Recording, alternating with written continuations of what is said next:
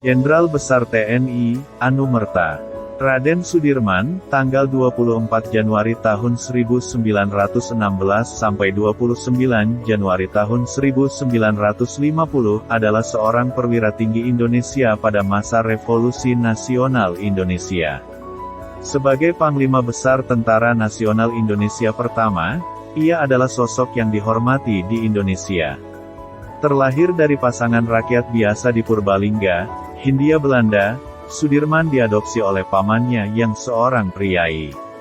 Setelah keluarganya pindah ke Cilacap pada tahun 1916, Sudirman tumbuh menjadi seorang siswa rajin. Ia sangat aktif dalam kegiatan ekstrakurikuler, termasuk mengikuti program kepanduan yang dijalankan oleh organisasi Islam Muhammadiyah. Saat di sekolah menengah, Sudirman mulai menunjukkan kemampuannya dalam memimpin dan berorganisasi. Sudirman sangat dihormati oleh masyarakat karena ketaatannya pada Islam.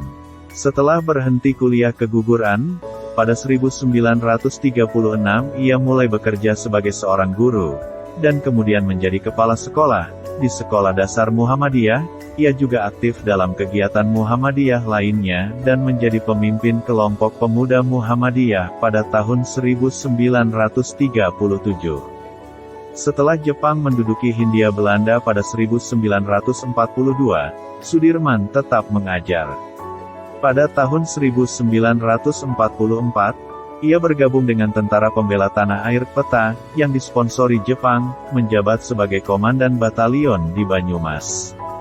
Selama menjabat, Sudirman bersama rekannya sesama prajurit melakukan pemberontakan, hingga kemudian diasingkan ke Bogor. Setelah Indonesia memproklamirkan kemerdekaannya pada tanggal 17 Agustus tahun 1945, Sudirman melarikan diri dari pusat penahanan, kemudian pergi ke Jakarta untuk bertemu dengan Presiden Soekarno. Ia ditugaskan untuk mengawasi proses penyerahan diri tentara Jepang di Banyumas, yang dilakukannya setelah mendirikan divisi lokal Badan Keamanan Rakyat. Pasukannya lalu dijadikan bagian dari Divisi V pada tanggal 20 Oktober oleh Panglima Sementara Urip Sumoharjo, dan Sudirman bertanggung jawab atas divisi tersebut. Pada tanggal 12 November tahun 1945, dalam sebuah pemilihan untuk menentukan Panglima Besar TKR di Yogyakarta, Sudirman terpilih menjadi Panglima Besar, sedangkan Urip, yang telah aktif di militer sebelum Sudirman lahir, menjadi Kepala Staf. Sembari menunggu pengangkatan, Sudirman memerintahkan serangan terhadap pasukan Inggris dan Belanda di Ambarawa. Pertempuran ini dan penarikan diri tentara Inggris menyebabkan semakin kuatnya dukungan rakyat terhadap Sudirman, dan ia akhirnya diangkat sebagai Panglima Besar pada tanggal 18 Desember. Selama 3 tahun berikutnya, Sudirman menjadi saksi kegagalan negosiasi dengan tentara kolonial Belanda yang ingin kembali menjajah Indonesia. Yang pertama adalah Perjanjian Linggarjati, yang turut disusun oleh Sudirman, dan kemudian Perjanjian Renville yang menyebabkan Indonesia harus mengembalikan wilayah yang diambilnya dalam agresi militer kepada Belanda dan penarikan 35.000 tentara Indonesia. Ia juga menghadapi pemberontakan dari dalam, termasuk upaya kudeta pada 1948.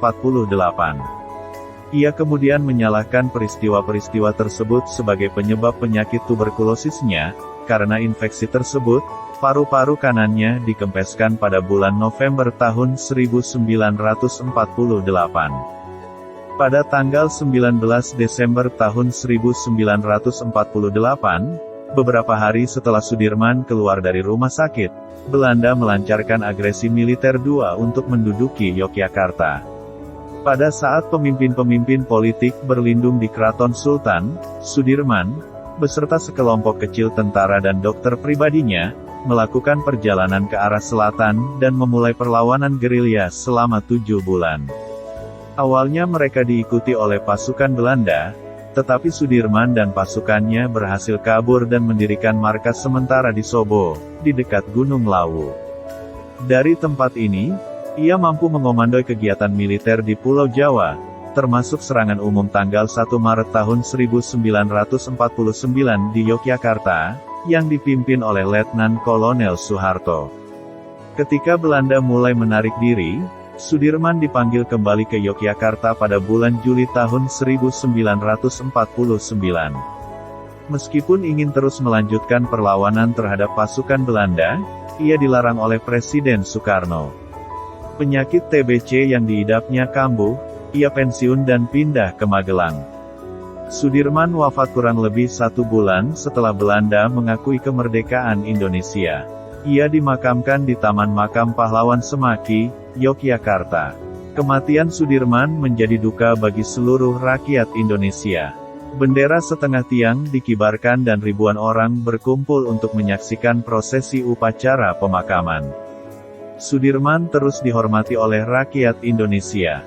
Perlawanan gerilyanya ditetapkan sebagai sarana pengembangan esprit de corps bagi tentara Indonesia, dan rute gerilya sepanjang 100 km 62 mil, yang ditempuhnya harus diikuti oleh taruna Indonesia sebelum lulus dari Akademi Militer. Sudirman ditampilkan dalam uang kertas rupiah keluaran 1968, dan namanya diabadikan menjadi nama sejumlah jalan, universitas, museum, dan monumen. Pada tanggal 10 Desember tahun 1964, ia ditetapkan sebagai pahlawan nasional Indonesia.